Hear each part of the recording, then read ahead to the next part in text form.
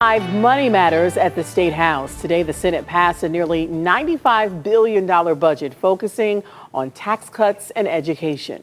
Good evening and thanks for being with us at 5. I'm Courtney Gooseman. I'm Delon Dillard. Our Morgan Trout has been covering the budget battle for weeks and was at today's hearing. She joins us live in Columbus to break all this down for you. So Morgan, will this save Ohioans any money?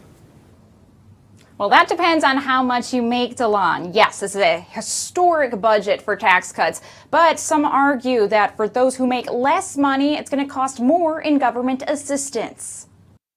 The Senate's $94 billion budget was meant to be transformational, and it is. When I bragged about the $1.8 billion largest tax cut in the history of the state, well, this is, maybe 50 or 60% more than that at 3.1. Senate President Matt Huffman explains that this budget has one of the largest tax cuts in Ohio history. The budget consolidates the tax brackets from 4 to just 2, combining the 2 lower and the 2 upper. He says this reduces the amount the individuals in them would need to pay. But Senate Minority Leader Nikki Antonio explains that this only impacts the wealthy. People at the top end of each bracket will pay the same amount proportionally as the person at the bottom end. Upper levels are really getting the best benefit proportionate to their incomes of tax savings. Lawmakers also expanded the sales tax holiday, extending it for 2 weeks and increasing the amount of products that fall under it. Also, the commercial activity tax will get a 25% reduction. This could save about $700 million for businesses. But along with the tax cuts for businesses comes tax cuts for social programs. Antonio explains that the Senate cut funding for a new affordable housing tax and food banks. Also, it reduced eligibility for publicly funded child care. Business interest is there, wealthy and well-connected is there, but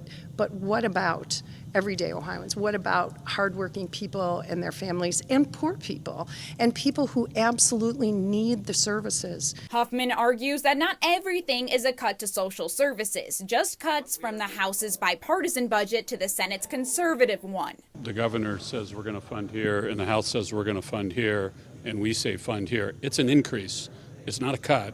It may be less than what the House suggested, but more than what the governor said. This budget is not final. The House will need to vote to concur with it or head into conference committee, which will likely happen. June 30th is the last day that the Senate and the House can come to an agreement. Live at the Columbus Bureau, I'm Morgan Trout reporting. You've been all over this one, and we know you will stay on top of it, Morgan. Thanks a lot. Okay, so let's take a deeper dive here for just a second, look into some other key elements of the Ohio Senate passed budget. According to our partners at the Capitol Journal, the Senate's budget would make private school vouchers almost universal at 450% of the federal poverty level. The budget cuts back on funding for the Ohio Association of Food Banks and adds a request for the Department of Medicaid to establish work requirements for Medicaid participants. The passed Senate budget also has no increase in pay for teachers, though the version of the House budget would raise the salaries for almost 17,000 teachers around the state.